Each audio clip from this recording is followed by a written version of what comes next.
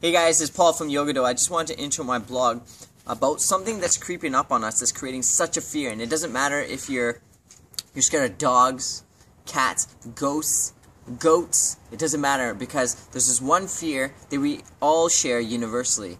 And this fear is time itself. And the thing about time is that time always keeps moving forward, and people will try to resist this time moving forward by doing maybe cosmetic modifications, or if they're attached to a table, they may try to refurbish it, painting it, sanding it, waxing it, it doesn't matter. But this is only delaying the inevitable, because time will catch up to it. Doesn't matter how fast you run, where you hide, time is always on you. And it creates such a stress, it creates such a level of unease. And with the stress, we have to think about, oh man, I have to make time for this, I have to be here, and you have to do all this stuff and try to fit your whole life within such a time period. And the funny thing about that, the stress, is that time is man-made. We created it, and now through this creation that we created, it's creating such a disaster within our lives. We've started to live within a time period. Everything has a start and everything has an end. It doesn't have to be so. Because if you connect to your truth, your spiritual identity of being an infinite light being, you realize that time doesn't matter. There is no time. It doesn't have any value or any weight in what you're trying to achieve as a spiritual being.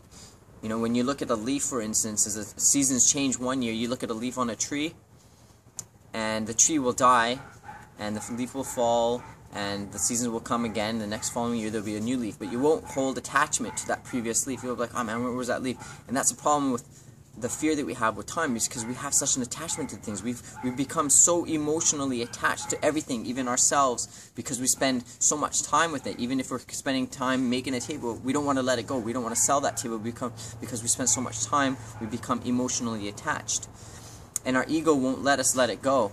Is because of our control. We want to have control. Our ego wants to be able to control everything. So if you look at the most beautiful portions of our lives, are the times in our lives when we just let go. Love, for an example.